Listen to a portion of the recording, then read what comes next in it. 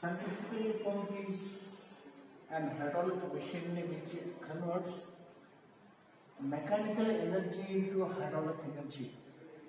So, when water is to be lifted from lower elevation to higher elevation, we are taking a source as electrical power, that is an outside source, to run the centrifugal pump. As we know, it has various components. One is suction pipe, delivery pipe. In between suction pipe and delivery pipe, we have an impeller. Impeller is circular disc to which number of vanes are mounted. Okay.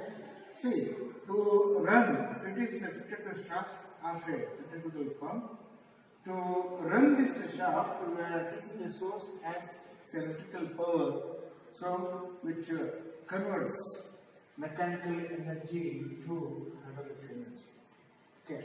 See, to conduct the experiment here the first time. Of the known source, what source we are getting it as outside source? That is input power. Right? So energy meter is fitted here in the panel board. It is having some constant values. So energy meter constants are available. So based on energy meter constant and available equation here, so we can work out what is the input in the form of electric energy we are taking to lift the water from lower elevation to higher elevation. Output power, that is the quantity of water which is to be lifted. Right? So knowing input and output, so we can calculate. So what is the overall efficiency? Depending upon the speed, so the efficiency of this one varies. The number of trials are conducted, then we are working out. So overall efficiency for all these three trials, and then we are concluding the efficiency in terms of percentage. Characteristics of a centrifugal pump. Here, a plot is made between speed versus power, manometric head, discharge. We have three different plots. So this is one plot when discharge is directly proportional to speed. Keeping manometric head constant, this curve is known as discharge curve. So linear variation is there here in the first plot. Coming to second plot, keeping a discharge constant. When head is directly proportional to the square of the speed, so you are getting a head curve H. See, it up to some height, speed remains directly proportional to so manometric head and so deviates. Coming to third plot, this curve is known as a power curve. So here, power is directly proportional to the cube of head available. Keeping a discharge and head constant, getting P curve. So with the help of this main characteristics of centrifugal pump, suitable pump for particular purpose can be chosen depending upon these constants. It may be a manometric head or discharge or both discharge and head constant. This is the setup for centrifugal single stage pump, experimental setup.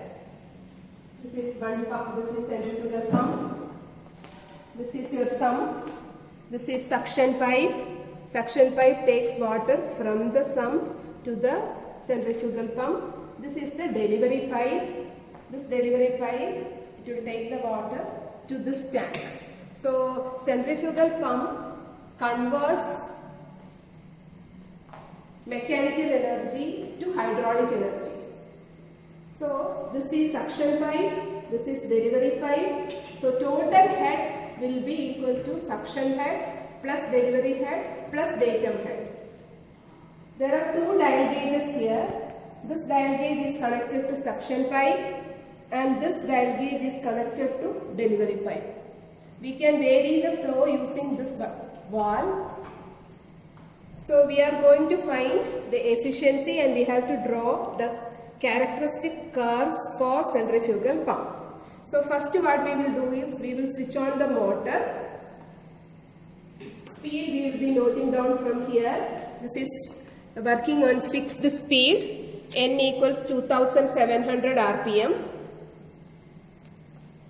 So this dial gauge is connected to suction pipe. When the pump starts, you have to note down this dial gauge reading, and also the next one that is connected to delivery pipe. This dial gauge reading also you have to note it down. So suction pipe reading, suction gauge and delivery pipe gauge reading you have to note down P1 and P2. Next. So we have noted down delivery head in kg per centimeter square and suction head in millimeter of mercury. So we will be converting it into meters, delivery head in meters and suction head in meter. So we can find out total head, suction head plus delivery head plus datum head. After that we will be finding out the rise in the tank, 10 centimeter rise in tank.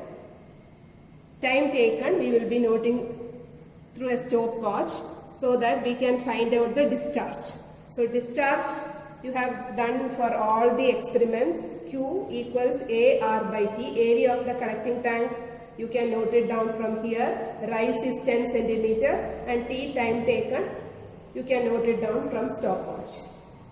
So discharge you can find out. Discharge formula is rho GQH. Rho for water 1000. G, Q you have got from here. Q equals AR by T. H is total head, that is suction head plus delivery head plus datum head.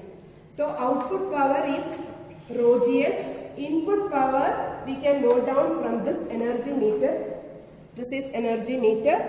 You have to note down the blinks, time taken for 10 blinks when the motor starts. Now the motor is not started.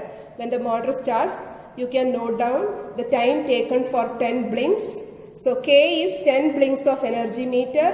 You can put down the formula input power K into 3600 into efficiency of motor divided by EMC into TK. EMC means there is a constant for energy meter, that is 750 revolutions per kilowatt hour. So you will get input power, you have already got output power. Output power by input power is efficiency. After finding efficiency, you have to draw the characteristics curves also. So by changing butterfly valve, you can increase or decrease the discharge, and you can find out, take different trials and find out different efficiency for different trials, and characteristic curves, discharge versus efficiency, discharge versus input power curves also we have to draw.